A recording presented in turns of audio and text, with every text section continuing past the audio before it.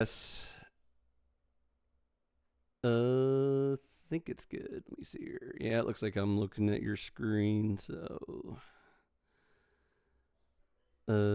yep. Okay. I think everything's good on my end. So, like, my channel's um just restreaming this as we're talking. So, Okay. I'm gonna go do it then, I guess. Here we go. yeah, yeah. Like I said, just whenever you're ready. Go live. Go. Of course, my cat is getting in the way. All right. All right. It says we're live. So maybe We we are. find Ghosty in the morning. Let's do this. Let me check on. Make sure Oh, are we not everything's live yet? cool. I thought you said we were Oh live. no, no. I think we are. I just want to check to make sure. Okay, because that's our official intro. Oh So yeah. we got to do Yeah, we this are. professional. Okay. Okay. Sorry. Except I'm All on the right. left and you're on the right. You got it backwards. It. You know what? So It's now you have to do all the right wing talking points, and I have to pretend to be left wing. So we're gonna make it saucy. We could try that. So, anyways, I don't know if you can tell my voice is still a little borked, but it's good enough for a little 30-minute jam session. When it's back to 100%, we'll do like a long form video with lots of topics and back and forth. But I thought this would be a good way just to kind of like test the waters and see what I'm feeling, what you're feeling. Okay. So what I had in mind was like just any rando topic, like current events, culture, politics, religion, philosophy, just whatever's floating our boats that day. Yeah. And obviously, you're very left wing and I'm very right wing, so I think it would be kind of refreshing to break the echo chambers that we're usually a part of in panel spheres. And so, but I think we're both pretty friendly. We're both cool and chill. Like I'm not going to attack you or insult you or anything like Right. that. Right. So more than usual. I mean, I insult everybody all the time. I call all humans retards and stuff like that. So just don't take it personal. It's like it's No. Yeah. I don't get offended, especially online, and I sweet. do. I think my favorite conversations are with people I disagree with and can have a cordial like Exactly. debate with. So That's what I'm hoping to create is just a little, and we'll see how often maybe we'll do this like once a week, once a month, whatever, just whenever the spirit moves us. And so yeah. that's what I was shooting for. Anyways, we can just kind of like test the waters on our little pilot episode here. Sure. So either we'll just kind of take turns with topics, or we can just kind of like DM a topic to each other beforehand to see if there's something that really interests us. I just kind of figured like keeping up with current events. Like today's topic will probably be around like our new leader, glorious leader, Trump 2.0, and your thoughts and feelings on that, and then maybe we can review YouTube stuff. Like if you've had any recent, debates or shows that you felt like you didn't really get a chance to, completely share all your thoughts, this would be the perfect opportunity to like elaborate on exactly what you thought and meant. And I can Yeah. kind of bounce back some ideas or something and see if maybe we're on the same page or not. Yeah, there was actually I was actually looking back at some panels that we were on together, Mm-hmm. and there was one that I thought was particularly interesting.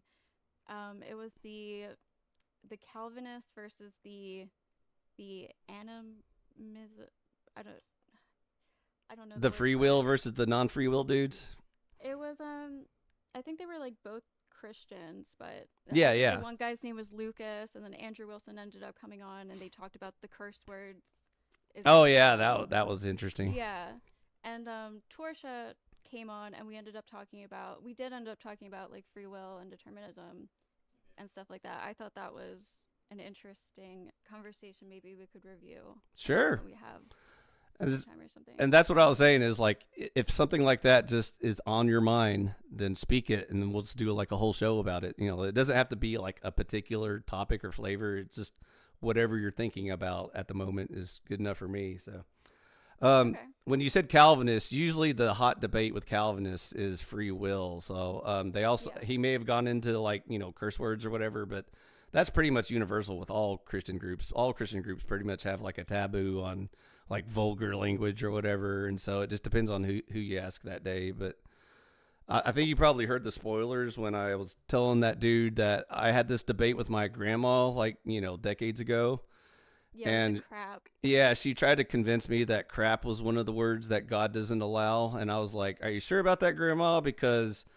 you're okay with us saying like poop or whatever, but we can't say crap. But it's the same word. It's just like a different, like slur for it or whatever. And so I don't think God really cares like what version of the word you use. I think it's more like the content of your message that He's concerned about. So, Yeah, how you're using the words right, and your intent, probably.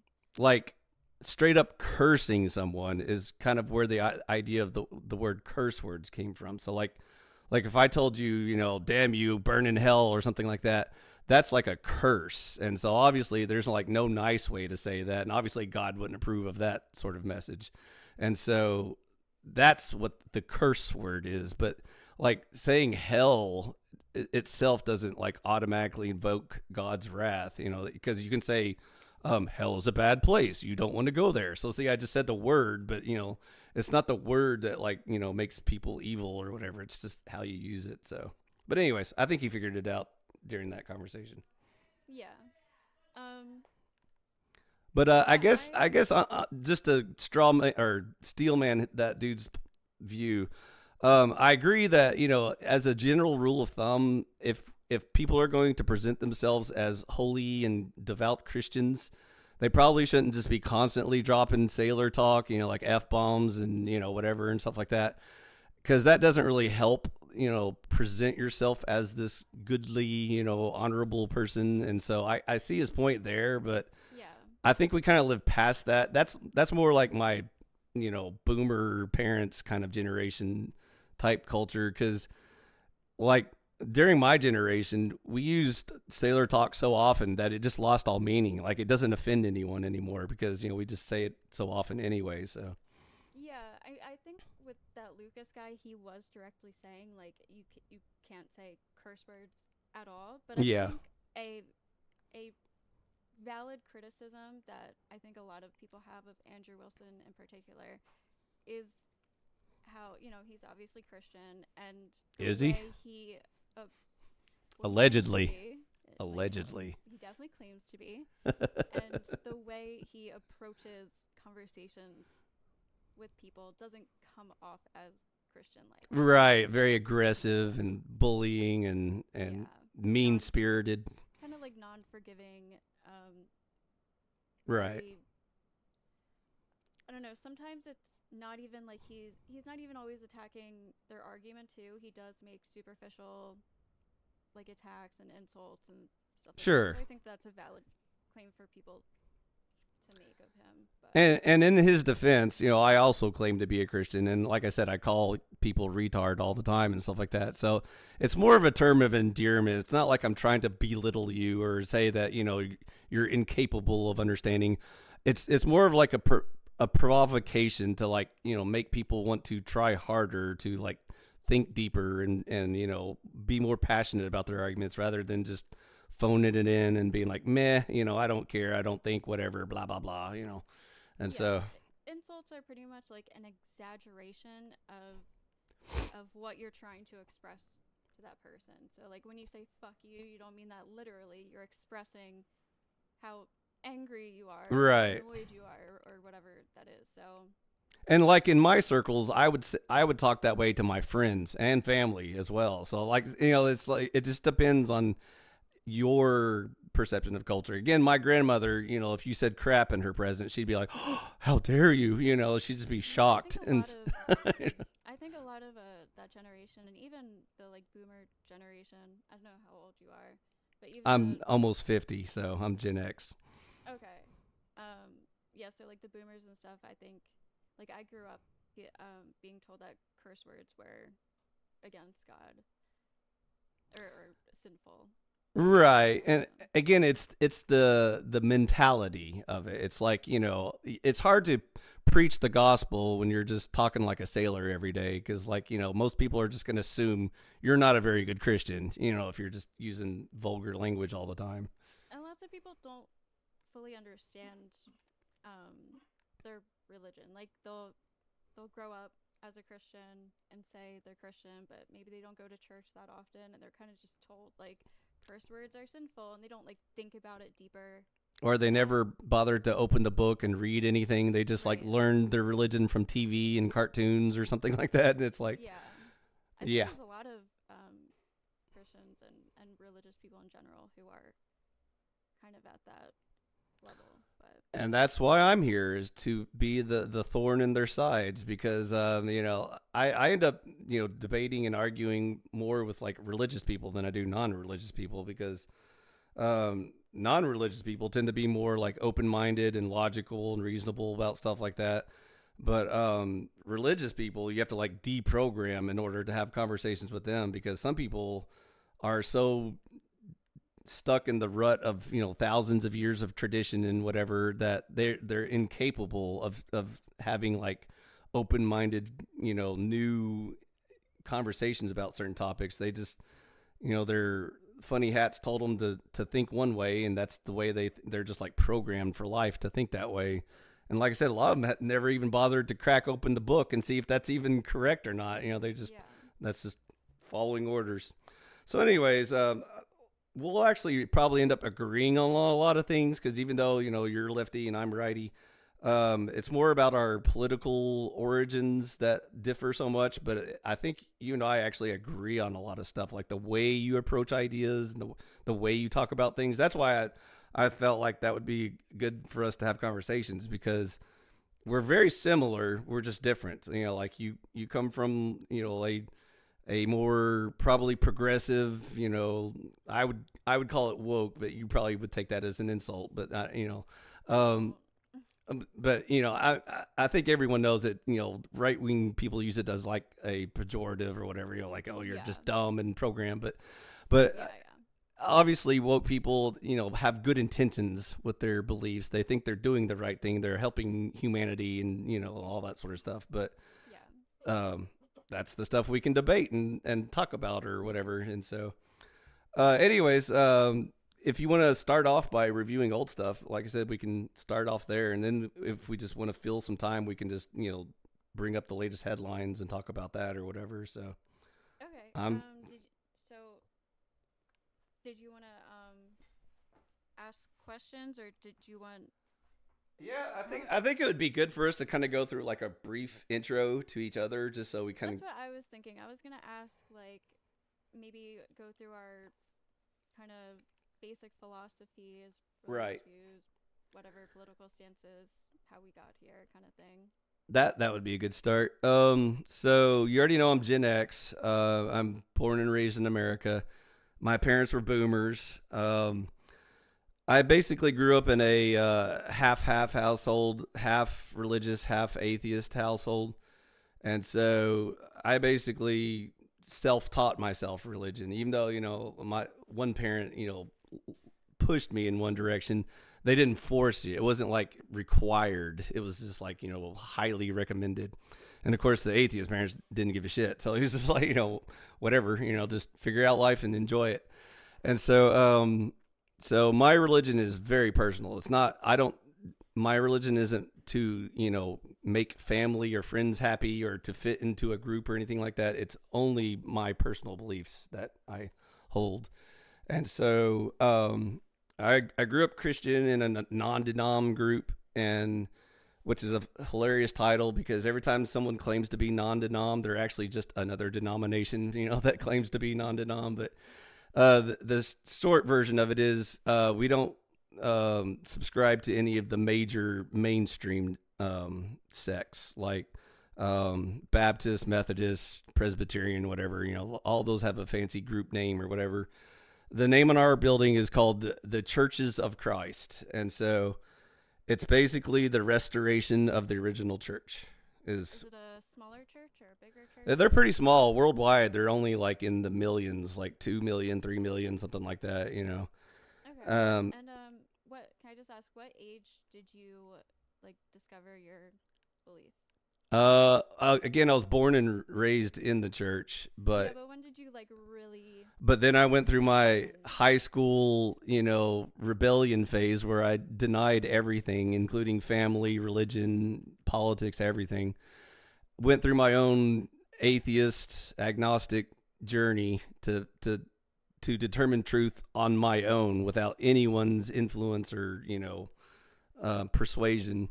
And so I ended up back into Christianity, going through all the religions. I basically went through the process of elimination. I studied all of the world's religions and seeing which one is the most valid and logical, reasonable. And through that process, I arrived back into Christianity. And so, um, And how old were you when you do you I finished the journey around by early college, mid college, I was pretty much back to full Christianity.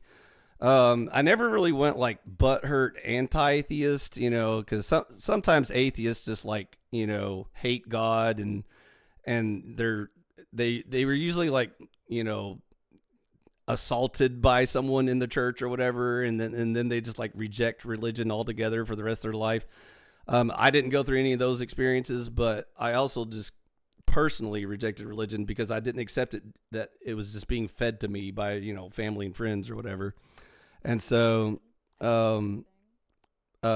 I thought that was the most objective way to approach the topic of religion, because again, if you allow feelings or emotions or like peer pressure or family pressure to like sway you in one direction or the other, I feel like that's not being objective. Like, you're not actually determining what is true. You're just determining what's convenient, for your personal lifestyle or whatever. Yeah, definitely. I think that's good for um people to go through different phases of religious beliefs and understandings. Because if you don't, then are you really even kind of asking the questions? Are you even thinking about it? Are you just taking it for granted? Which I don't know. It just doesn't seem as meaningful. It's kind of like a Just going through the motions kind of lifestyle. yeah. If you don't want to utilize it or even understand the religion, it's just kind of granted to you. And like that's kind of I don't know. I feel like with Christianity, one thing that I definitely rejected about it was the the use of fear to like scare you into it because you're so scared of going to hell if you don't believe in it or if you don't accept Christ and stuff. Like that was really scary for me when I first started being like, I don't think I'm Christian. I don't think I believe in this. And it took a while to get over that. Yeah, the truth and reality definitely has unpleasant qualities to it, and so that's again what I've figured out in my own personal journey was I understand exactly what you're saying. Like, you shouldn't like introduce people to Christianity by saying you're going to hell and here's how you can avoid hell. Like, that's not a good Yeah. starter conversation.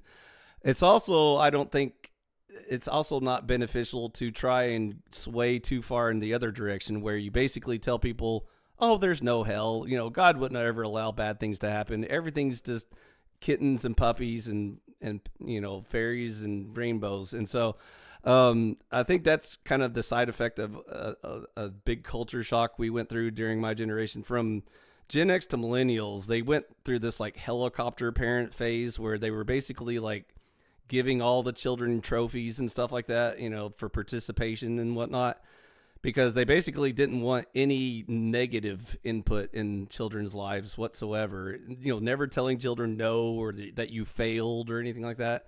And I Yeah, think, I'm a millennial and I we definitely didn't have participation trophies. well, they did in, I in my neck of the woods. I don't know, maybe your area was more based or something, but yeah. like, um, most of the regions I frequented, it was pretty commonplace. Like no one really debated it. It was rampant everywhere. But it was just a sign of the times. It was changing from it was mostly brought on by Gen X because they were trying to overcompensate for their neglectful parents. Boomers were like the Yeah. most neglectful parents ever. They didn't care what you did. They didn't know where you were, what you were doing.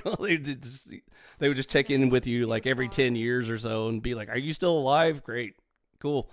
And so then when Gen X became parents, we were like constantly watching our children, like hovering Far over the them. other way. Like, Right, oh, I right. don't want to.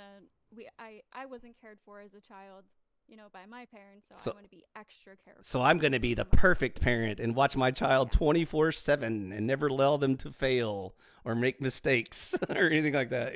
Yeah. So anyways, long story short, here we are. And so anyways, that's again, you have to kind of roll with culture as obviously it affects your philosophy and your way of looking at life and dealing with stuff. Um, so anyways, after I returned to religion, then I was more serious about it because before I was just kind of like, just doing the good things to avoid punishment type of mentality, but now it's more like I actually believe it and understand it and apply it and think that we should help other people and all that jazz. So, anyways, I'll try not to get too preachy on these shows. Like I said, if you want to bring up religion, we can talk about it, but I'm not gonna like just constantly hammer it on you or anything like that. So, No, you're fine. I really enjoy the conversation of religion. sweet. I thought that would be a probably like a topic that would come up here and there. Well, that's one component of my main message, which you probably heard by now. I'm a hardcore conservatarian, so what that means is there's three guiding principles to my life: morality, which obviously is from Christianity; um, capitalism, which is kind of weird because most people pick politics first before they go into economics, but I think it's kind of the cart before the horse situation where like whatever economics you choose in life will completely determine the outcome of your life, your whole lifestyle, because socialism and capitalism are completely different paths that lead to completely different results. And so um, the Yeah, things economics is something I am not very well versed in, all really. all you need to know is that capitalism is private ownership and socialism I is mean, like state I ownership. know what they like are in general, but I don't really know like the history of them, the overall like different effects and how the economy works like downstream of other things and I, shit. I didn't either, and so getting into my political journey, um, all the way up until college, I didn't even care or know about anything in politics. I didn't even want to know about politics because I just thought it was all stupid and a waste of time. Yeah. But by default, I kind of felt like I was born and raised Republican, like that was supposed to be the right answer. Even though I had no idea what a Republican was or what a Democrat is or what they believe and all that stuff. And so I didn't care. I didn't vote. I didn't really follow politics. I'd never read the news. I didn't care, like who's president and what they're doing or anything like that. But then as you get older and you start paying taxes, all of a sudden you start getting more interested in politics. You're like, why am I paying all this money to this government that I don't ever interact with or care about or talk to? And so by force, I learned more than I wanted to know about politics. And the more I got into politics, the more angry I got about it. It was because I kept seeing like how like the quality of our lives were just basically getting worse over time. And I know that sounds like it's such a first world problem, like spoiled rich people, like oh my caviar is starting to dry out or something like that, But it's like even in the greatest nation in the world like ours, the most wealthy or whatever, we can still have problems. You can see the quality of our lives like go What down the toilet really fast. what ways do you think we are getting worse? So for example, in my own lifetime, by the way, I saw the complete death of the middle class. And so as a Gen Xer, I was programmed to believe by my boomer parents that if you go to college and get a degree, you're guaranteed a wealthy, successful lifestyle. Like you're just, it's cruise control after that. Like you don't even Yeah. have to try. And not only was that not true, even if it was like accidentally true, and I got really lucky and won the career lottery and found the one job that actually has good and intelligent people running the place. Um, there still was like a societal collapse of the economic system that we thought we were a part of. We're all taught that rags to riches. Like if you want to become rich, all you got to do is go out there and work hard, and it's the American dream, and everyone has a fair opportunity, and blah blah blah blah blah, all that bullshit. So what happened in But reality? do you not believe in that? Do you not Oh, I believe know that? for a fact it's not true. In fact, I know that the people that still subscribe to that belief are so delusional at this point that they're like, they just have to keep telling themselves, yeah, it's real. There's totally a middle class and it's still fair and everything like that. So what's really happening is you basically have the extremes. You have extremely poor people and extremely rich people, and that's like your only two choices. Either you get in with the oligarchs, you get in it with the top brass, the executives, all the crony capitalists, and all the socialist fascists running the government and stuff like that, and then you will be rich. Or you work for them and you will be poor your entire life because they purposely keep you in lower income, ranges of life. Because if there was a middle class, you would easily see that. You would see like affordable homes. You'd see like no one complaining about the quality of life. Like everyone would be like, "Oh, life is so great. It's everything's so fair. Jobs pay well.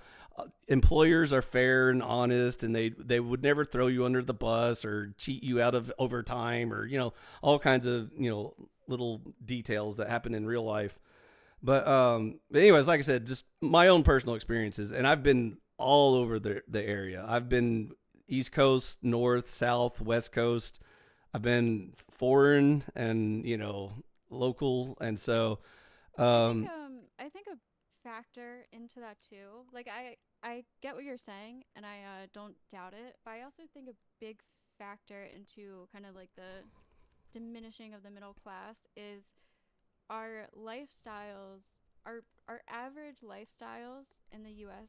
have upgraded so much. Like in order to like have a job, you need a phone, you need a computer, now you need to pay for keeping up with the internet. Kardashians and such. I know what you're going with. Yeah, there's so many more like luxuries that we are used to Mm-hmm. and kind of take for granted, and that's all a part of our basic That's bills now and stuff. So that I think sounds that might be a reasonable, factor. but then you again just look at like bell curves and stuff like that. So the way a bell curve distribution works is like most of the population should be middle class. Very little percentages should be super poor or super rich. That's normally what happens in life. If it doesn't happen that way in life, that means someone is interfering with it, like they're actually rigging the system to make it have unnatural results. And Isn't so, that kind of like every system though? I feel like oh for yeah, the some majority of human history, it's probably mostly been like super wealthy people, and A then hundred percent. like That's why we know. That's why we instantly recognize it because we know what we're looking for. Like we have so many examples of where it was just blatantly obvious. And see, there's the key. In America, it's not blatantly obvious yet. We're shifting from the normal, natural distribution of the middle class to the extremes that we're always pretending that we're fighting against. Like we always and go ahead. they really get you with the land of the free Mm-hmm. when that's installed in you, like instilled in you growing up. Home of the brave. You're like, we're the freest country, and you think you have all these freedoms, but you grow up and you realize like, maybe it's not as free as they told us it was. And But freedom comes with when a you convince price. people they're free when they're actually not, that's Mm-hmm. like right where you want them. Oh yeah, see, there's a whole nother tangent we can go off on. Yeah. Is like the idea of liberty and freedom in America. Like, see, there's another thing. As a Gen X, I was programmed to believe that like we are the freest people in the world. Like, we have all the freedoms, and there's no excuse for why you're failing, because you are the captain of your own destiny. So it's only your fault. And so again, like I said, I have real world results that beg to differ. And so it's not so much a free and fair system as much as it is a rigged system for certain parties. And I already covered them. Like, the deep state oligarchs are basically who control the entire country, whether it's government on one side or it's mega corporations on the other. And I always use the term crony in that description because I am a capitalist. I will vehemently defend capitalism, to the death, because again, that's the most important element. But I don't ever fall into the trap of like sounding like a laissez-faire capitalist, which basically means like there are no rules in life. The only thing that matters is profit. Like that's why you'll hear a lot of lefty people say like, "Ew, these people are so greedy and disgusting. All they care about is money and stuff like that." But meanwhile, in reality, capitalism is the most moral, fair choice you have in life, because Merit based. either you own your company or your land or your labor or your fruit and your profit, or someone else owns it. And throughout history, as you pointed out, we're all familiar with like the feudal system or whatever, like where the king owns everything and you're just a slave in his kingdom. And you don't get to own your land, you don't get to own your profit or anything. Like you farm to provide food for the king, and then he just leaves you a little crumbs so that you survive enough to keep feeding him. But in America, we're taught, oh, no, no, no, we don't have kings here. We just have a president that makes sure all our freedoms are maintained, and you're free to go and own and do anything you want, which is a complete lie. Because first of all, like I said, as soon as you start paying taxes, you figure out real quick you're not free from anything. If anything, like those evil kings of history, where a tax collector would show up at your door and say, "Give me half of all your gold." You'd say like, "Oh, this is such an evil king. He's like the worst, most demon king I've ever heard of." Well, that's the king we have today. Right now, our king president has his tax collector show up at our house and takes half of your shit, and there's like, "Well, it's democracy, so you voted for this, so you have no one to blame but yourself." And see, they just keep lying to you with layers and layers of lies. They tell you voted for 50% taxes, so it's your fault, because you wanted all this freedom, so now you got to pay for it or something. So Yeah, and how the taxes are spent as well. It's you our, get taxed on income, you get taxed on what you buy, you get taxed on you get what taxed you on own, what absolutely, you yeah, sell, what what you you invest, transact. or some, maybe not what you invest, but like literally every Definitely transaction what is you taxed. invest. Everything you invest, it gets taxed. So Yeah, yeah. even when you make Of profit course, from yeah. investments, they tax that. Yeah. And they double dip all the time, and they don't care at all. Like they will tax the money you've already been taxed on again to take more Tax of your it. taxes. Yeah, so Yeah, it's bad. ridiculous. So that's what led me down the path of libertarian. So like I said, I was born and raised Republican because I thought that was the right answer.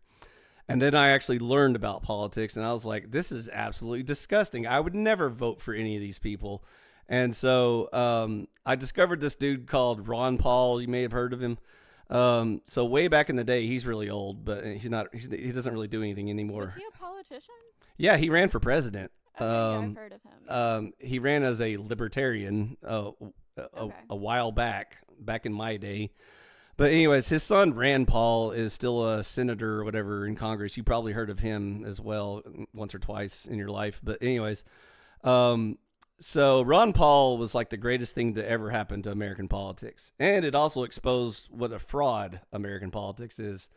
Because I go around preaching to everyone that I talk to that you always hear like on MTV, like rock the vote, and Obama's out there vote, and gotta get the youth out there and vote, and your vote matters, and we hope for change and all that stuff.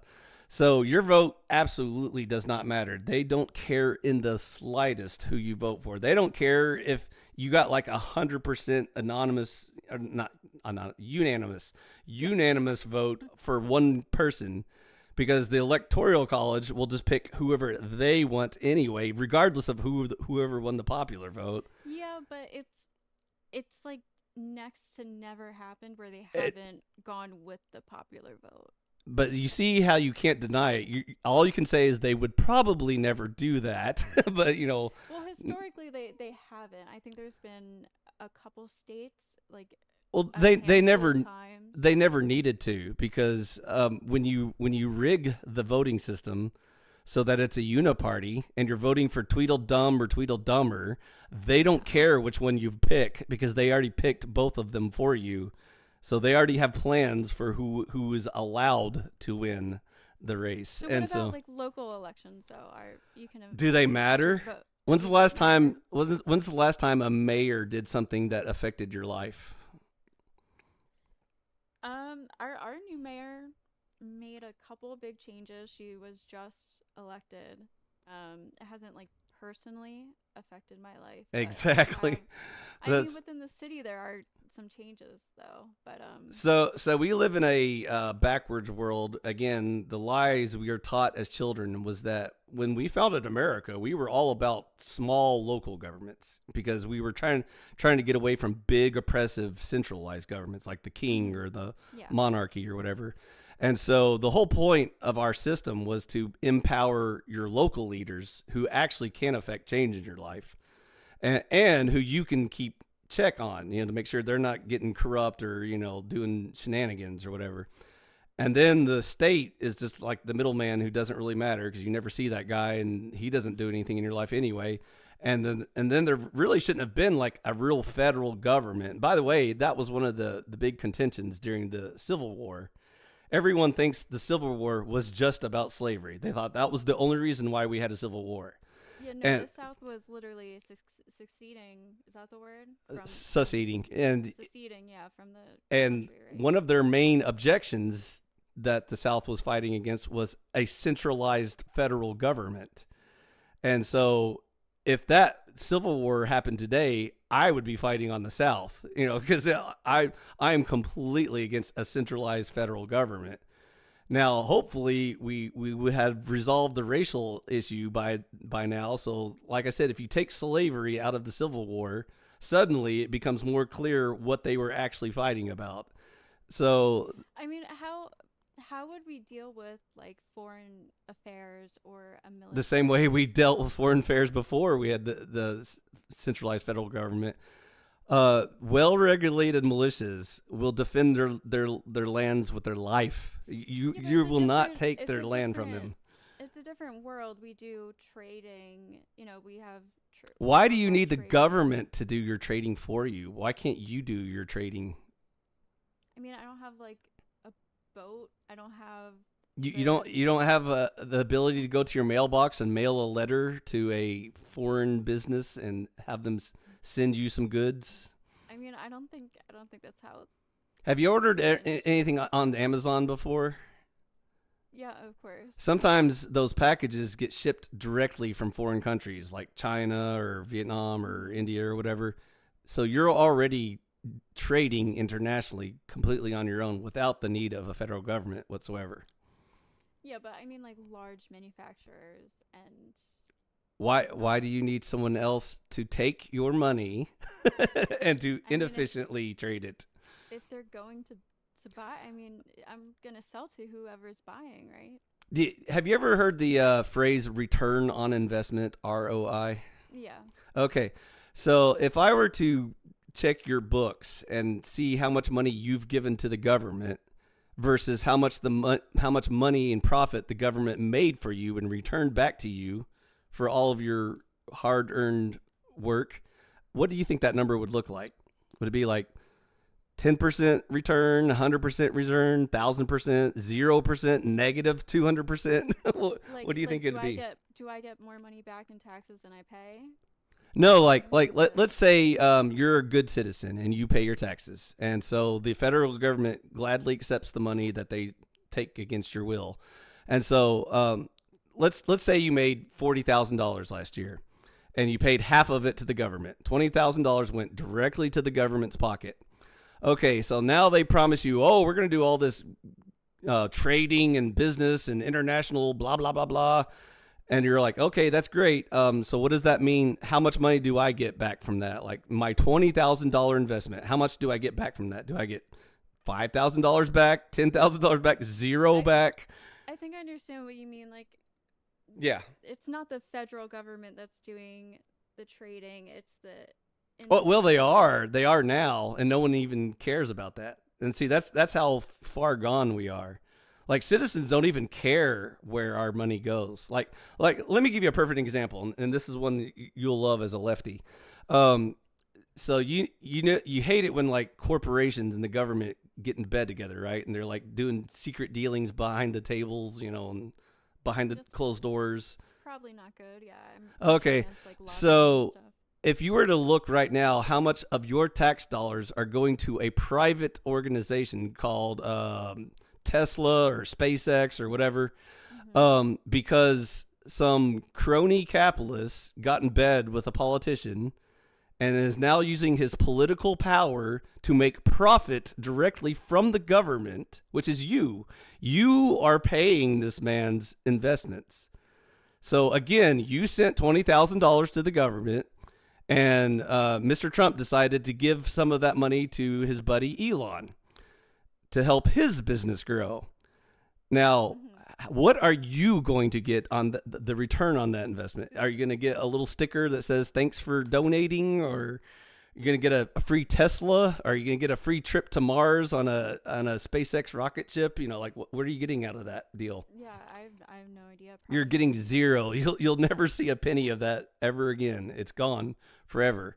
And so this happens all the time. And this would make our founding fathers like spin in their graves. They'd be like, "Oh my goodness, this is like the opposite of what the country we founded.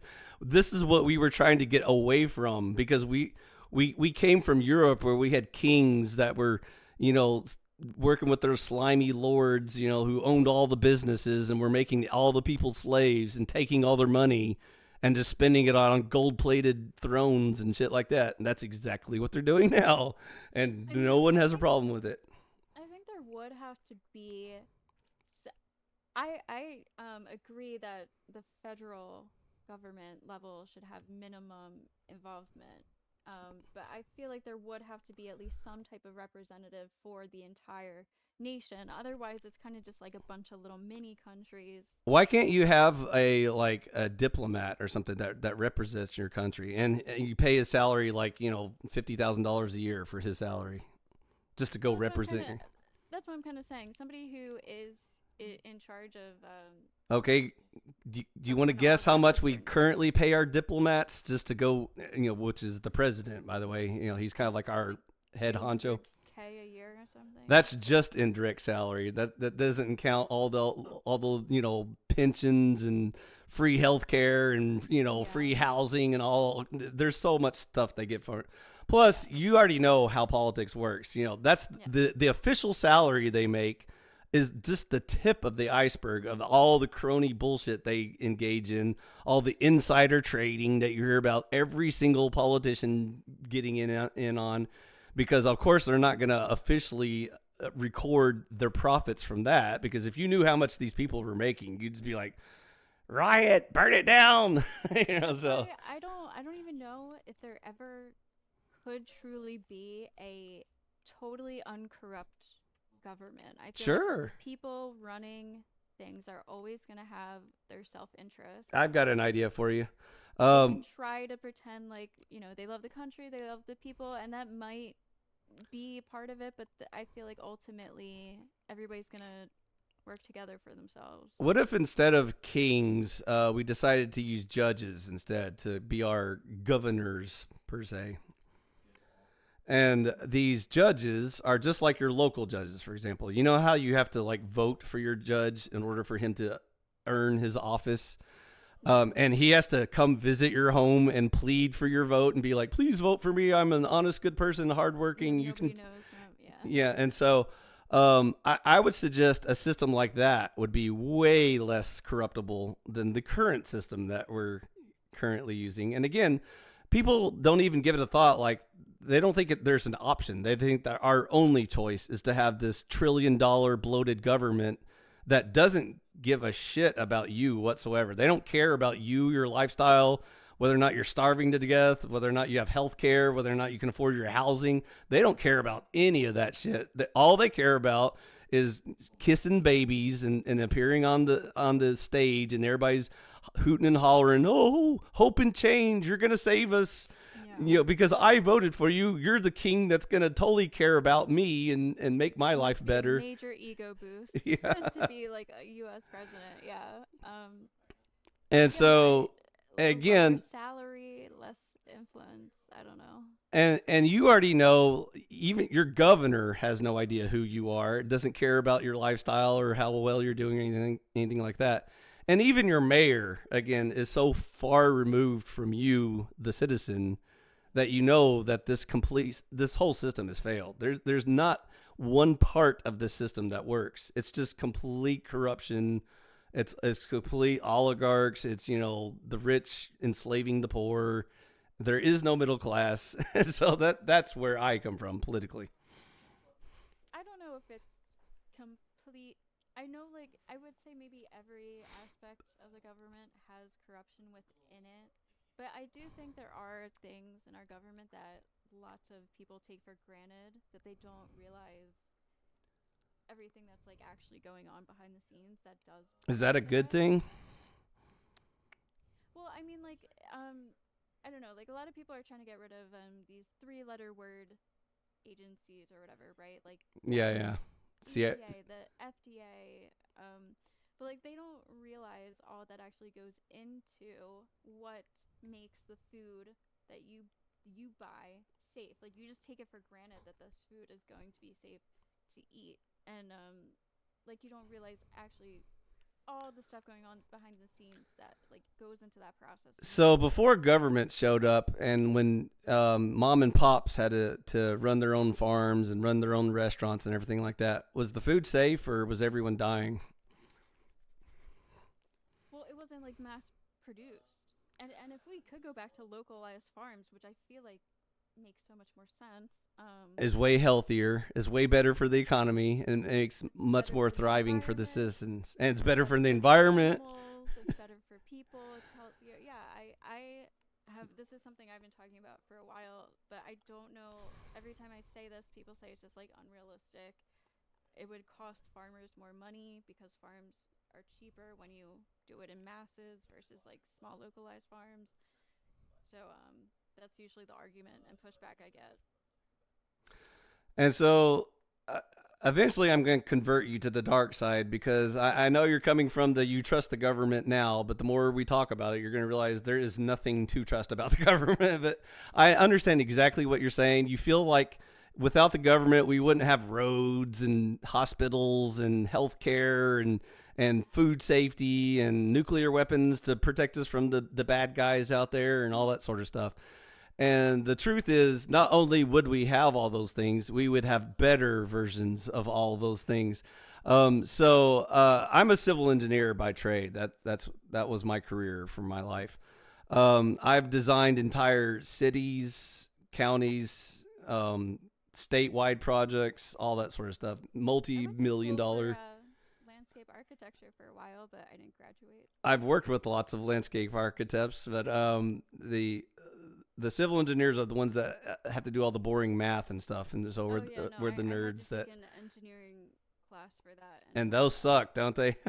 I had to it's take hard. all of them. Yeah, doing all the landscaping, the grounding, and yeah, all that shit. So I know firsthand exactly how our government works, like how the private sector versus the public sector works. So I know where your tax dollars go, how efficiently they're spent, and all that sort of jazz. And so there is no competition between the private sector and the public sector. The only reason why everyone talks so big about the public sector is because they have like $1 trillion budgets, whereas on planet reality, private companies have to work in reasonable budgets. Like their company only makes $1 million a year, so they can only spend $1 million on projects. Whereas the When you say when go you ahead, say public and private, do you mean by government. public? Do you mean like government owned Yeah, stuff? yeah, like the government. Okay, and Like then when the private government is builds roads and buildings and employs okay. people. So and the flip side of that coin is the public, the government has no budget. They'll just spend money they haven't even invented yet. And so that's why you always hear about governments like just printing money out of thin air and stuff like that. Like currently our federal government is so deep in debt that our the interest on our debt is like more than small countries' entire budgets.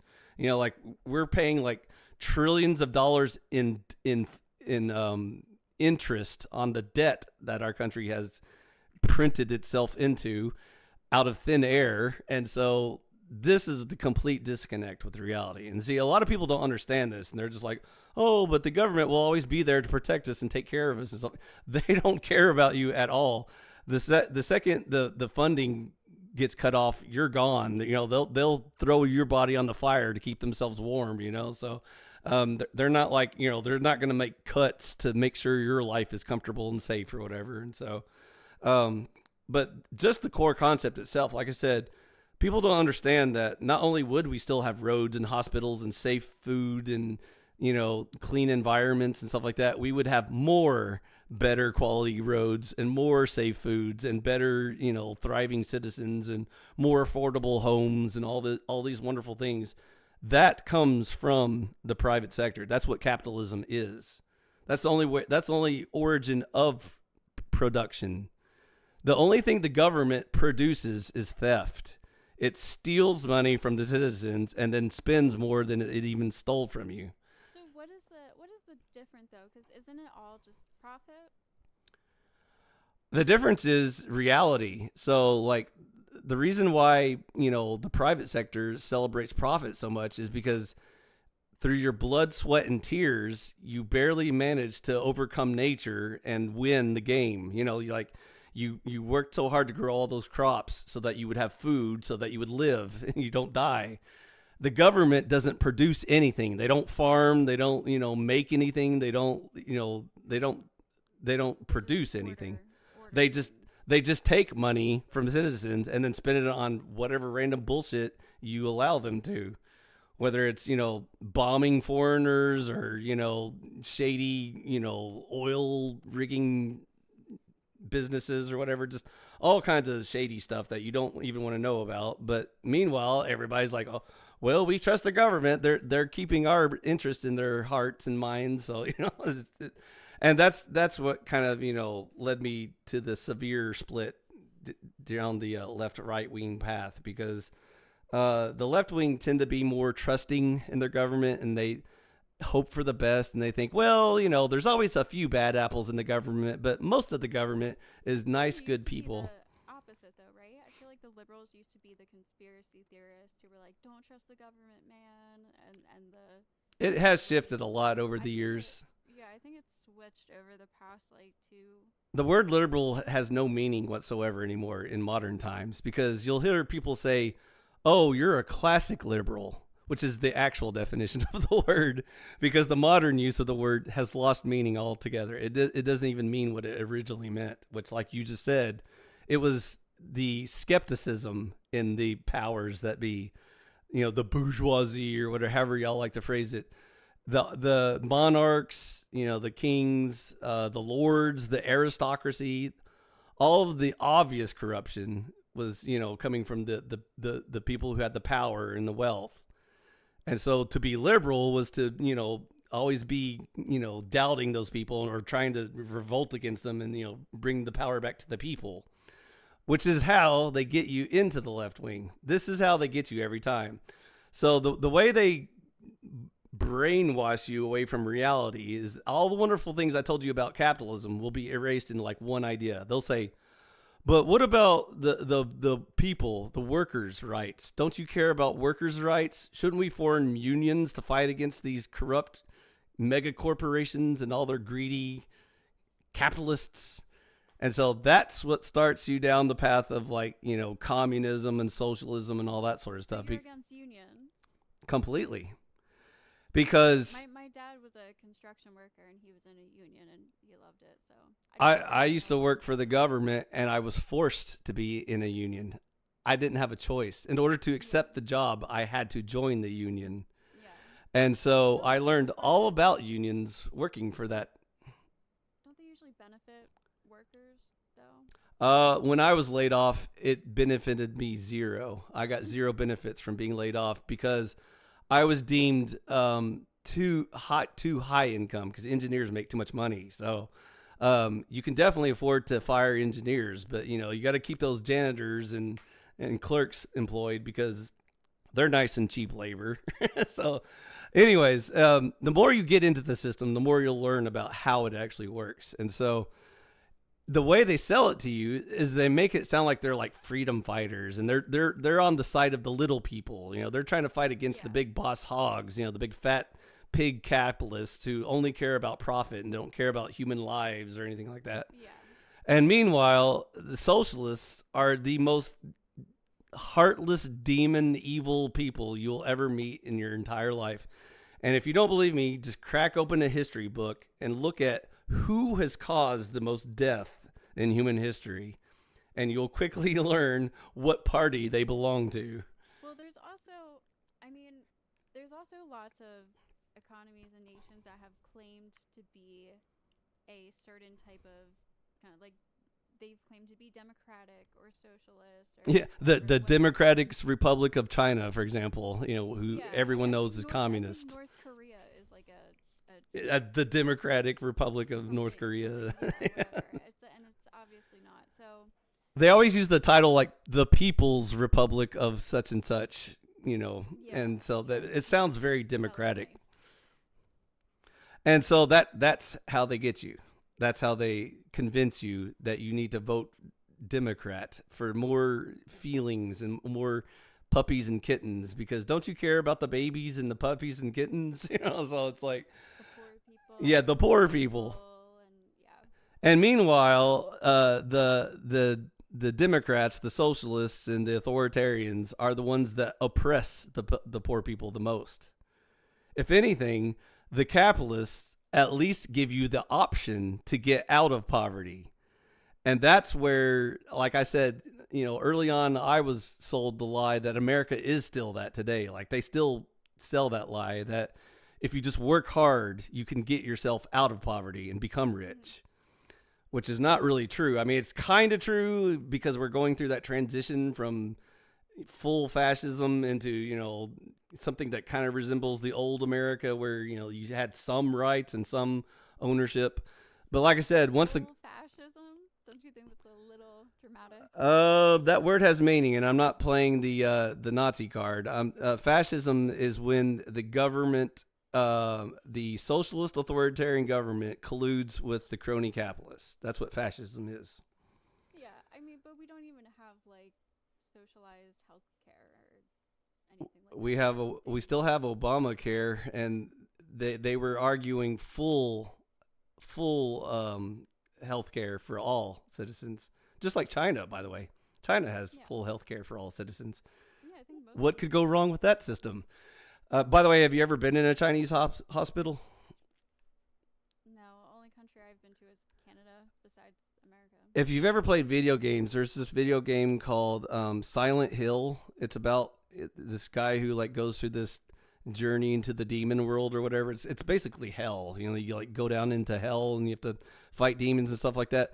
The last time I was in a Chinese hospital, I thought I was in the video game Silent Hill because it looks like that kind of dystopian Is that the hell one where like the dungeon. demons took over Earth Yeah, and you yeah, have to? basically. Okay, yeah, So again, see, they always promise you everything. They promise everything's going to be free healthcare, free education, free. Everything's free. They never bother to answer the question. There's always one guy in the crowd that's like, "Who's paying for all this free stuff?" And so yeah. they never answer that question because if they did, then they would lose the entire audience because again, Ghosty is paying for all this. She gave her half her income to the government, and so that's where all the free shit comes from. This is why I kind of have like a dilemma with healthcare because, and honestly, it's something I haven't really looked into. I know, like most of Europe, most of the world has free healthcare, but also I know that we have a really good healthcare system, and lots of people from Europe come to the U.S. for their healthcare, for our healthcare. Because you get what you pay for. Yeah, exactly. So Also, another thing I they don't have always a forget. strong opinion about this because Another I'm not detail they actually always there. leave out in those conversations is they say, "Oh yeah, Europe and Canada and all these wonderful places have free healthcare," and they forget to mention what their tax rate is in those countries because they have these things called like VAT, value added taxes and stuff like that. In addition to like income tax and property tax and sales tax, they have all the taxes we have and more.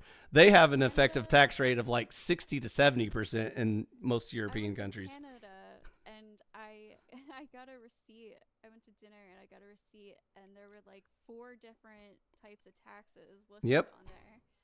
And I didn't like calculate the percentage to see if it was like more than here, but I feel it like it is. was. It was a long time That's ago. that's where they get their free shit But I from. remember being like, "What? Why are there so many taxes on this receipt?" There's your free shit. There's your free healthcare. There's your free education. Yeah. It's all free. All you gotta do is pay for more than the private sector would charge you. Because in government, you have to pay for all the bureaucrats' salaries in addition to the service they're providing you. Where in the private market, you're not giving the capitalist a tip for providing you the hamburger. You just pay for the hamburger and then you go on Yeah. your way. So Yeah. that's the difference. And they're always going to optimize, their salaries and try to give back to the people in the cheapest way possible. And have you ever heard of anyone getting fired from a government job for like incompetence or anything like that? Haven't FBI agents been fired and stuff? It's No, it's this is very new. well known. It's nearly impossible to get fired from a government job. It's kind of like a tenure job at like most of those big universities or whatever. Like once you get into the system and you know all the right people and you have all the right connections, it's nearly impossible to lose your job, to get fired. And But you so, can get voted out, right? not really. I mean, that's the thing. Like once you get in, you basically have to get voted in, and like I said, depending on the office, a lot of like government servant jobs, you don't get vote. Those don't depend on votes. You're not voted. They Yeah. just like it's a lot of nepotism and Yeah. buddies you went to high school with and connections and stuff like that. Yeah. But the thing is, everyone knows this, by the way. Like everyone who's been in both sectors knows this. This is why they always say like if you can't make it in the private sector, just go get a government job because in the private sector they expect results, and you can get, not only will you get fired, they will find the slightest offense. Like if you just slow down their profit for one quarter, they'll put you on review, and then the next time you're fired or whatever. And I guess the So public sector basically has guaranteed income. so that's why you get such low quality out of government jobs because they don't fear for their job. They basically see it as a vacation where they just hang out and push buttons all day and stuff like that. And so they don't care about like quality or production or efficiency or anything like that.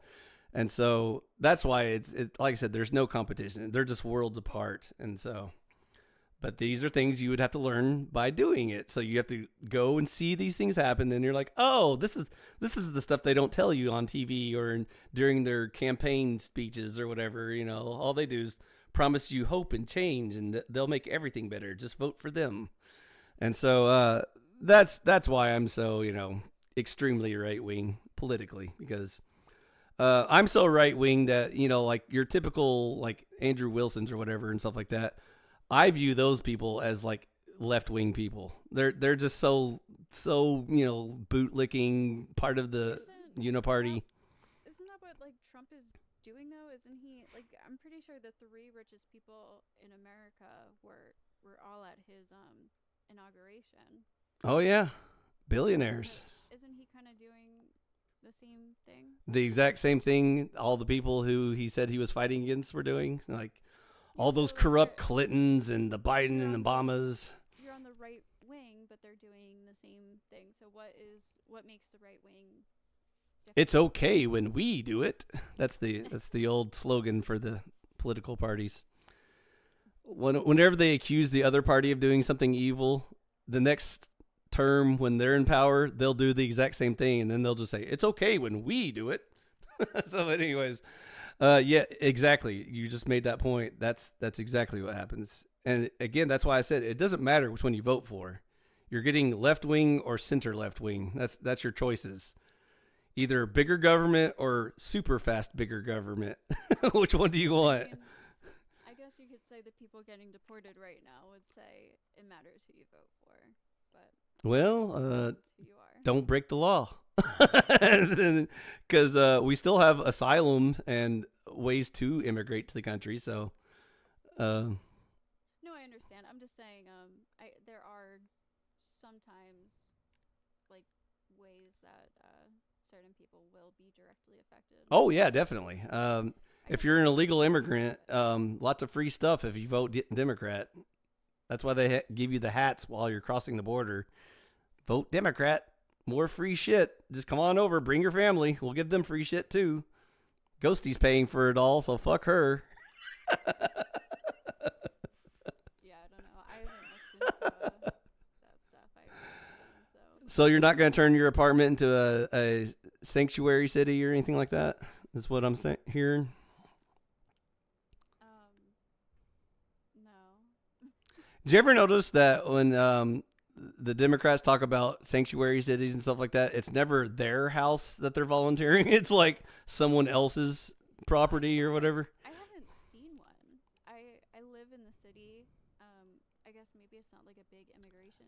They usually like commandeer like a hotel or something like that, which last I time I checked are privately owned. So if you owned a hotel and the government said we're going to take your hotel and give it to a bunch of illegal immigrants, would you be cool with that?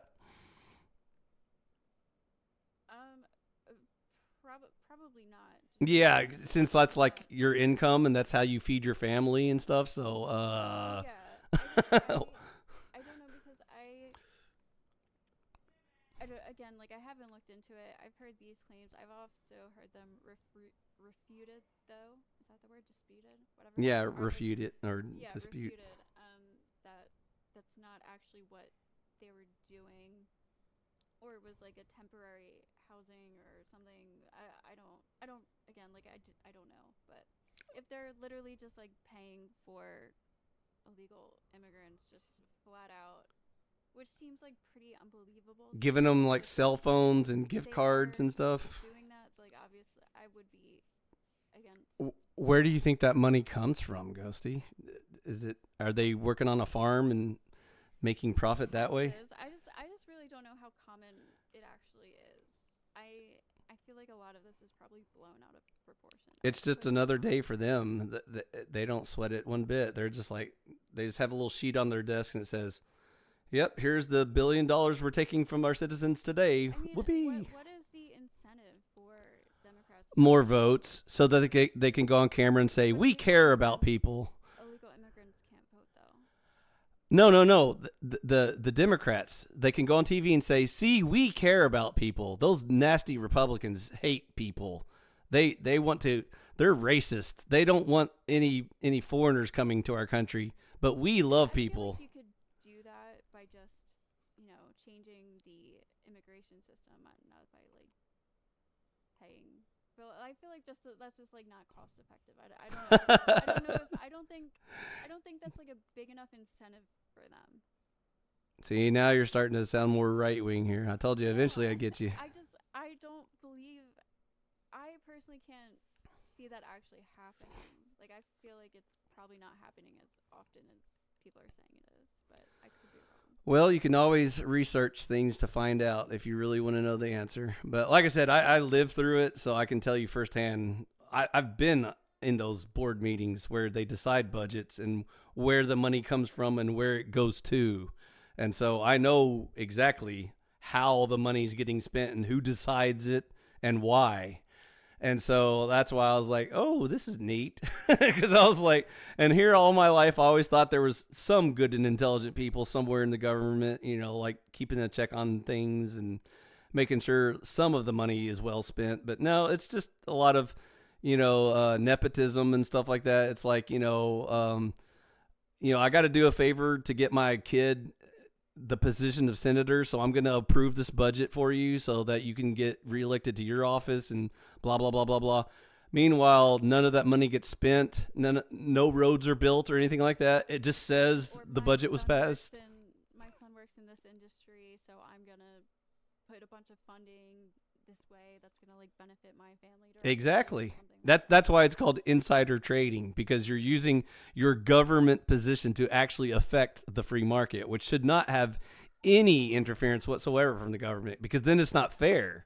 Because if the Yeah. government gives a unfair advantage to a company like Tesla or SpaceX, for example, Which why is is that ridiculous. fair? Like, what if Ghosty had her own little electric car company and a spaceship company, and she worked hard all her life to make an honest, good product, but then all of a sudden her competitor got in bed with Trump, and all of a sudden he gets Ghosty's tax money to pay for his business, and he's your competitor. So the government stole your money to give your competitor your hard-earned money to make his business better. That's like so unfair. And Yeah. that's exactly what we're doing now. So it's like, but keep voting for these people, because voting will totally make a difference and change this system. Yeah, Trump's I mean, gonna save us. I don't think the presidents.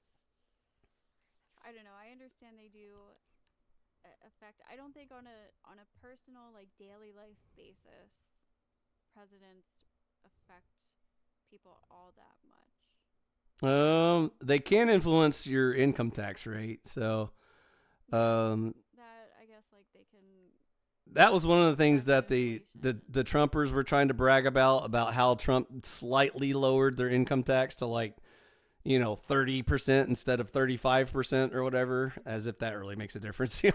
Again, when the government takes $20,000 from you, do you care if it changes to like, $19,000 or whatever? You're like, oh, now I can buy that house, because thanks for letting me keep $1,000 this year. But anyways, it's like, it's not going to change your life at all.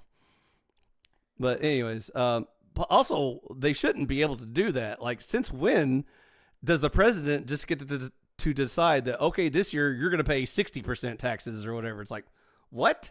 Like, why do you have that much power, and when did we even give you But that authority?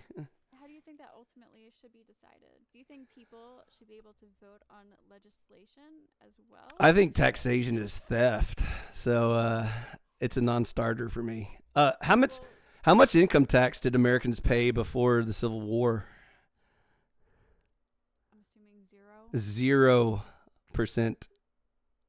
And Lincoln, by the way, made an emergency measure to pay for the war and reassured the people that it was only going to be used during war times, and it would only be taxing the rich. Only rich people would have to pay tax. The middle income and the poor people would not pay income tax. And then shortly later, Woodrow Wilson put it into the Constitution through an amendment and said this is now federal law that all citizens have to pay income tax. And all you retards thought we were only going to tax the rich, but joke's on you. Everyone pays income tax as long as you're a U.S. citizen. And it's not temporary, it's forever. You will pay income Yeah. tax until So the sun dies. yeah, like I just like did a quick Google search, and the first thing that comes up it says the personal income tax was imposed by Congress to raise revenue for the Civil War, and then Congress repealed the tax in 1872. But the idea was brought back in the 16th Amendment that established Congress's right to impose a federal Yep. income tax. So it was supposed to be just to raise money for the war, and then they were like, yeah, let's add this in the Constitution and make it Yeah, they're like, an whoa, amendment. people will just give us money. Holy cow, let's just keep taking money from them, and they'll Yeah, probably keep voting for exactly. us. Wow.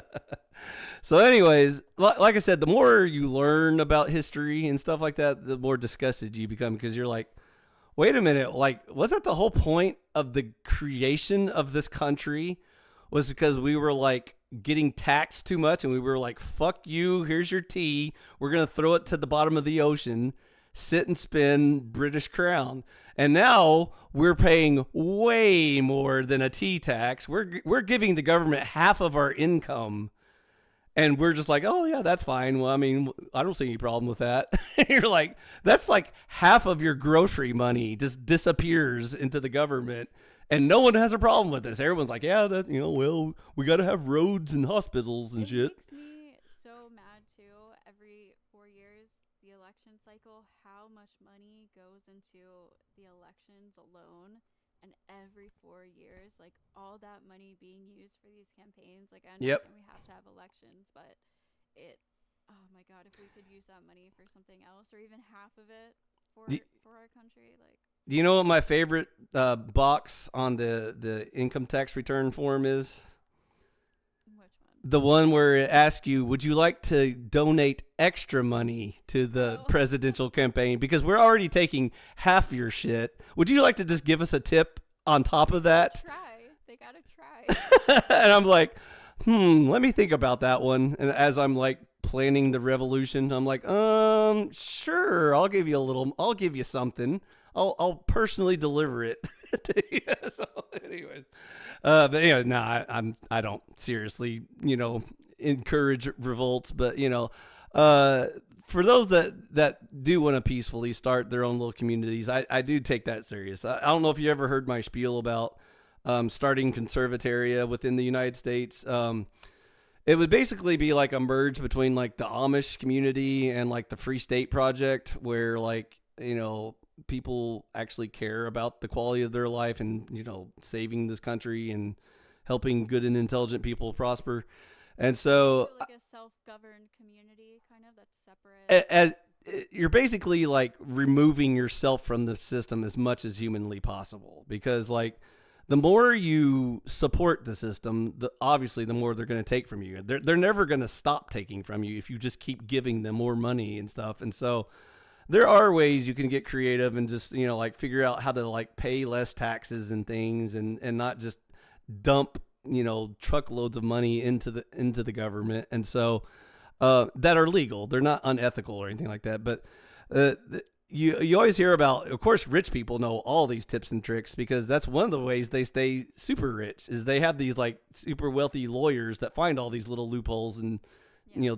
tricks and tips that save them even more money, as if they even need to save money. I mean, these are like billionaires and stuff like that. So like they don't care if they save another $200,000 or whatever. They're like, whatever. That's just that's my grocery money for this week.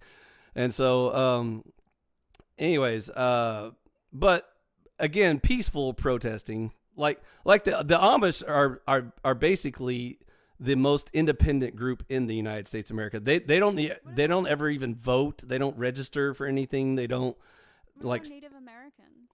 Well, They're pretty they're technically active. still a sovereign Yeah, nation, so but that's different. I'm talking about actual U.S. citizens. Like, if you want to actually be a U.S. they are citizen, Native Americans are U.S. citizens. not. I don't think technically they are. I think they're still sovereign members of their own nation. I don't know all the exact details of it, but obviously you're not a Native American, so that's not an option. You can't just choose to be a Native American. So Well, yeah, yeah, I know. Yeah, I was. You were just saying. I think. you can voluntarily choose to start your own little Amish community where you just basically withdraw from completely funding the government and supporting it. By the way, like there's a perfect example of what I was talking about earlier. Like when you go vote, you're basically encouraging the system. You're telling the system it's working and that they don't need to change anything, because you got to vote and you expressed your vote. And so now you fully support the government that you have now. And so, again, see, this is how they use that psychological trick on you. They make you feel like, see, this is your country that you're fighting for. So, do everything you can to help support it. And so that's what I love about the Amish. Like I said, they don't vote in anything. They don't vote for like mayor or judge or anything. They don't ever register for like select a service, or they don't do anything that is government related, because they basically consider themselves their own government. But Well, and they probably don't pay. They might pay income tax on their properties, you but can't get away from property tax. That's they the work for themselves. So they're exactly. working jobs, So they don't have income tax they in a don't lot of have no situations. income tax, they don't have like bills because they have no And they don't pay sales electricity. taxes because they barter with each other They basically. Yeah, So they just trade with they don't have to each like other. Yeah. register their business or anything like that. I'm in Philly, so I'm only 45 minutes from Lancaster. I've been there lots of times, and I see all the horse and buggies. And Yeah. They have like awesome furniture and they're great yeah, cooks and stuff. They have like the best dishes and everything. But anyways, I give people an example because they always ask me if I'm just like, dreaming of a fairy tale land that will never exist or something, but it's very possible to pull off, but it just requires serious dedication and effort, like people yeah, who actually want freedom and liberty and care about, and I'm not anti-American. I just hate the government. The government stinks. But I love the country and the people and the culture.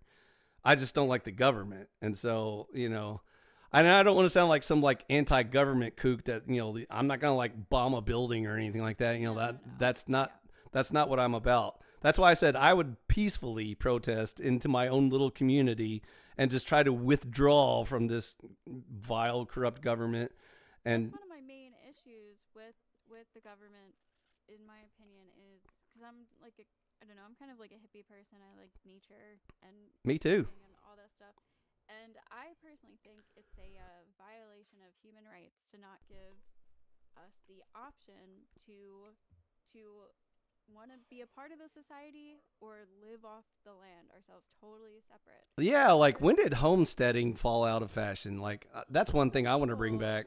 It's illegal to live off of your own energy, like create your own energy sources. There are some states I think that have loopholes to get around it. There's some states that won't even let you collect rainwater. It's like it's so Yeah, batshit insane at this there's point. people who have made their own like windmills and their own Yeah, energy sources and stuff, and they've been put in jail because they're like, I refuse to take this down. And exactly.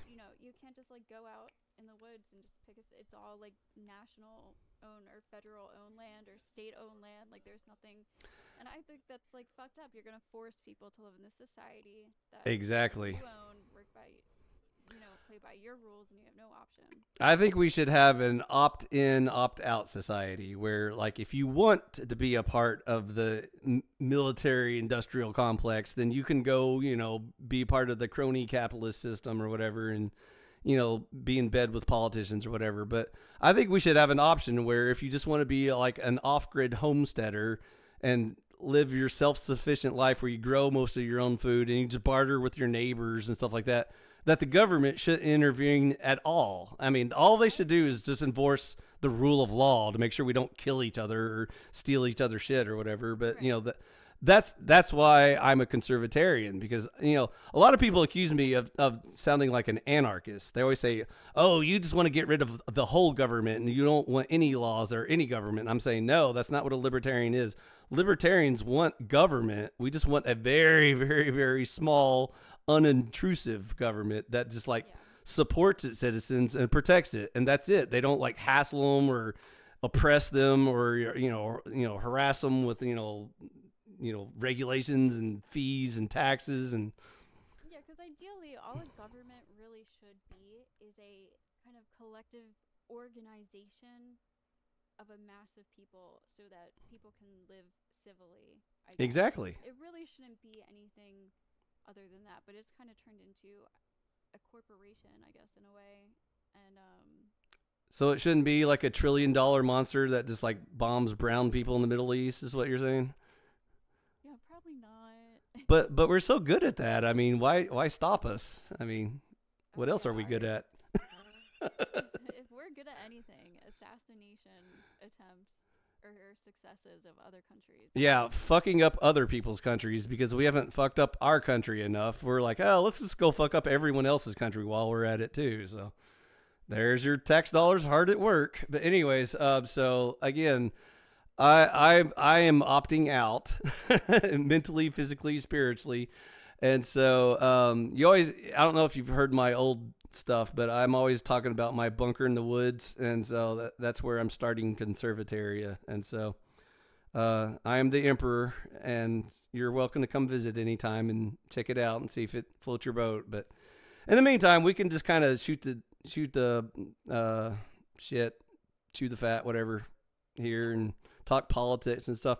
Do you want to keep going for a while, or are you getting kind of burned out on this version of chat? Or Um, I'm.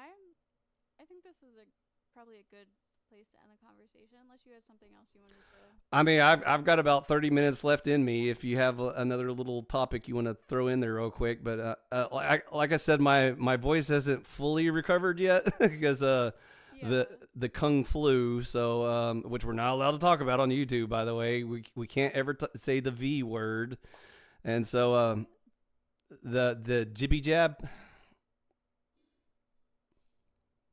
When you take a That's syringe and you push medicine into your body, you the can't say V word vaccine. is you can't say on YouTube because my channel got a strike on it because I was spreading disinformation simply by talking about it. I didn't say it was good or bad. I just said, Oh. why aren't we allowed to talk about this thing? And my channel got a strike for it. So just That's heads weird. up. I've had people. I had one person, I guess, come on and say a bunch of crazy shit on my Well, you channel, flew under and the radar that day because I only have like 100 subs on my channel, and I got they the were like advising people to like pour urine on themselves and drink well, bleach just to basically and shit. avoid unpleasantries on your channel, I'll tell you Yeah. right now, I was warned that for spreading disinformation, I got a strike on my channel because I was talking about it. I didn't even say, Yeah. you have to do this or you should do that. I just said, Yes, why aren't we we're allowed allowed to to talk say about the anything. thing? And so, anyways, that's a whole nother fun topic I'd love to get into. Speaking in code, we can talk about how. Do you know who Winnie the Pooh is? Yeah. Okay. Do you know who that's a meme of? No. It's the current president of China. His name is Okay. Xi, and Okay. his loyal citizens have made a meme out of him, and they call him Winnie the Pooh just to make I fun of think him. I saw that. Yeah. And he forbid them from posting those memes Yes. in his country, which made it even a bigger meme. So that now he is officially Winnie the Pooh. So, anyways, everyone knows, including what's that comedian's name? Who does the Daily Show? What's that guy's name? The old I don't Daily know. Show, not Jon Stewart. Jon Stewart. Okay. Yeah. So Jon Stewart was on Colbert's talk show one night, and they were talking about the topic we can't speak of, and he said, "Is it such a hard, idea to believe that this thing came from the laboratory in which has the name of the thing that we all got?"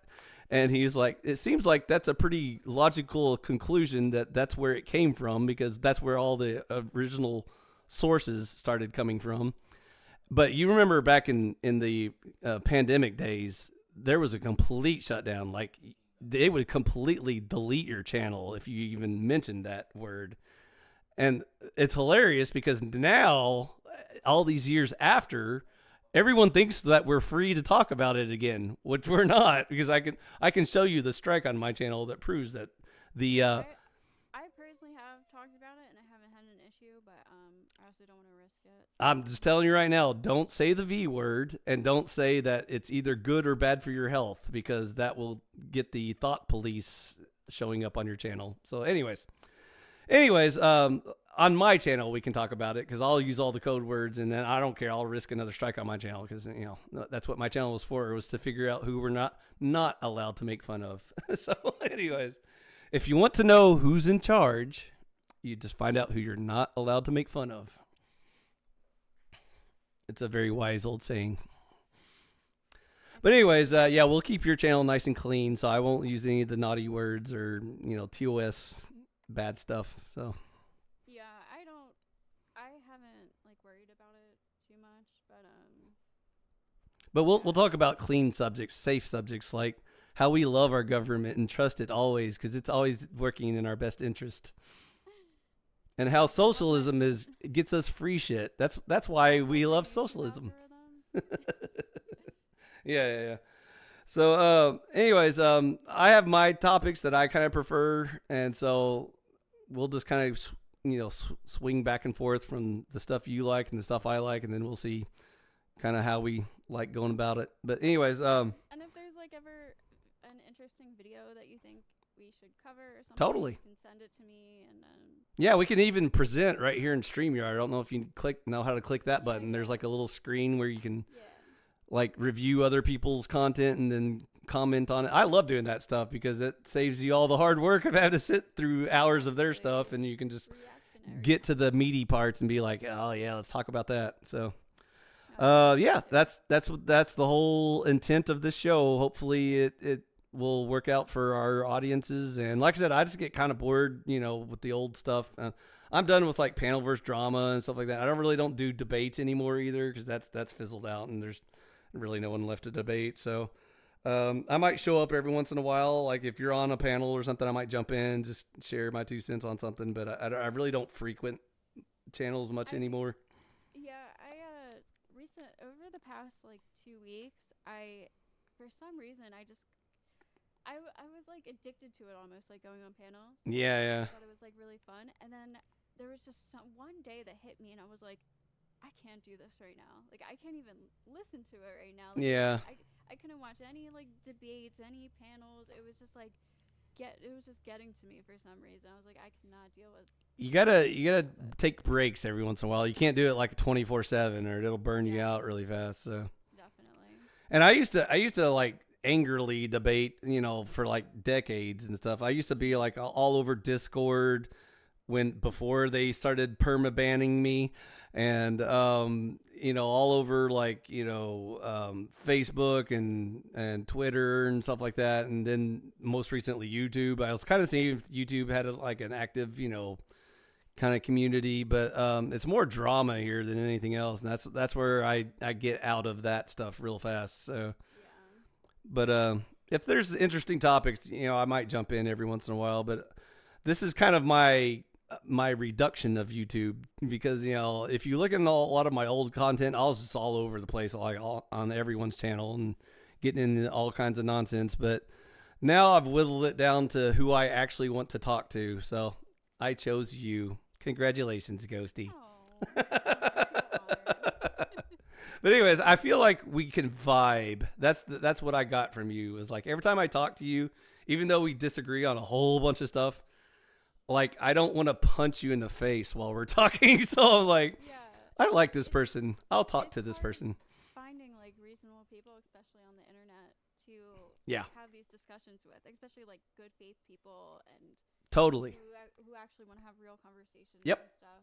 Um, And I think you're a very genuine person. So that's the people I kind of a magnet towards because disingenuous people make me furious. That's when I start all the name calling and start foaming at the mouth and stuff. And so I'm like, I'm trying to they're be all more over the calm these days. optics, and they're yeah. No, So, I get a genuine vibe from you as well. So but I do want to keep it spicy. So we're not going to just sit here and braid each other's hair every day. So I'm no, gonna of like course, hurt your feelings every once in a while. So, that's but fine. I hope I hurt yours too. good, bring it. I'm a big Yeah, boy. I think this will be fun. We can come up with some controversial topics and Word. find some things And to we debate might about. even bring like an extra third wheel on every once in a while if it just gets so dry and boring because we already know everything we're gonna say to each other every day. So We could always like open up the panel after like the first just to hour just to make it or extra whatever spicy, at but the end. Yeah, we'll see. We'll play it by but you know how quickly those things turn into clusterfucks. So you got to be real Yeah, I careful know. about how many people you bring on and who you're Yeah, bringing yeah. on. So My channel's pretty small, so usually it'll get bigger. I'm here now. It's gonna explode. You have my one viewer. I always tell everybody that when I come on because I got 100 subs, but I didn't want to take YouTube too serious because then it starts feeling like a job, and so in order to make it like good quality, you kind of really have to work at it, or hire a yeah, producer or something. So I don't have anyone producing for me, so I have to do all the work myself. So. yeah. But I'm mostly busy with my bunker in the woods, so that's why my YouTube quality is so low because I just phone the stuff in every once in a while. So I was like, Oh, okay. So I'll give it one more go, and that's why I said we'll do this little show and see how well it goes. So we'll see. Okay, cool. All right. Well, I had fun. Anytime you know how to get a hold of me, so just holler at me and say, let's do it. Just give me like an hour or two heads up, and I'll try to squeeze you in with whatever I'm doing that day or something. So Yeah, yeah, no, we'll talk and plan for something. sweet. All right, everybody. That was the pilot episode of Fi and Ghosty in the morning, and so we're just gonna have our Wait, little. what are you calling it? Haven't you ever seen Community, the TV No, show? no. Oh, you need to go watch that. That's a good TV show. I call it across the aisle conversations. I thought that I was impressed It's with that it's title. a pop culture reference to. There's a TV show called Community, and there's these two college buddies that pretend they're on a talk show, and they just talk to the Oh, couch, even though there's no camera there or whatever, and they okay. pretend like they're doing like a morning, mainstream talk show, like Regis Philbin type quality stuff, and Yeah, yeah, so yeah. That's us. it's called Troy and Abed in the morning, and so anyone who's watched that TV show gets my pop culture reference. But go watch it; it's a good show. But anyways, it's Fi and Ghosty in the morning. It's just our little talk show where we're having um, martinis and talking about politics or whatever That'll be fun. talk shows do these days. But anyways, yeah, we'll have fun. All right, well, I had fun. Keep it real. I'll see you around. All See you on right, the I'll next see you one. around. Bye. Have a good one. Bye bye. Bye.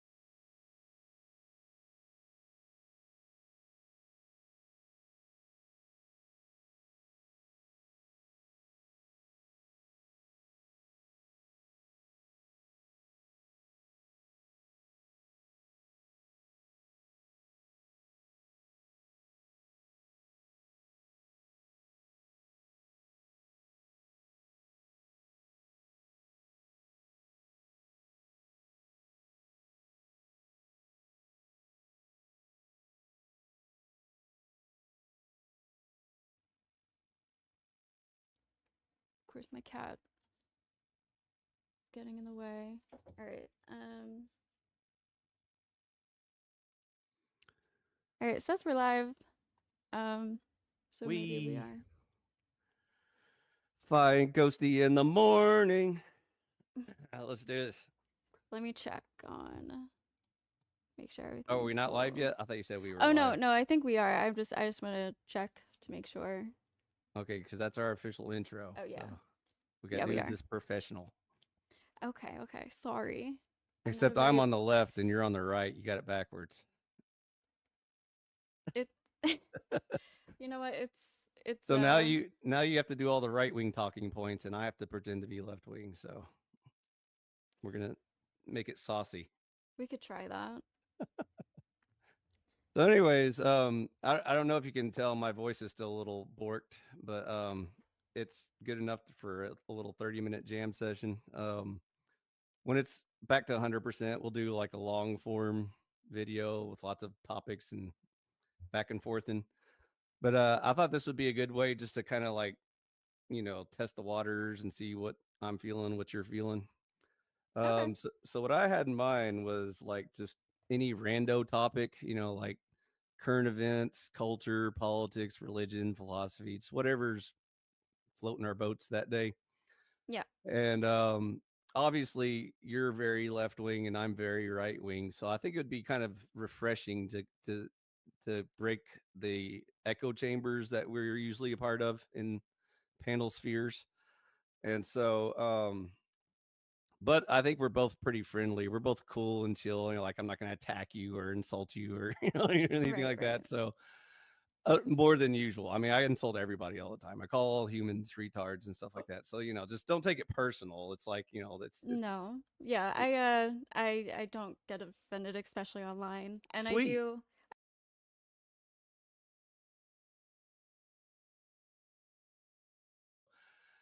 More than usual. I mean, I insult everybody all the time. I call all humans retards and stuff like that. So just don't take it personal. It's like it's No. Yeah, it, I don't get offended, especially online. And I sweet. do.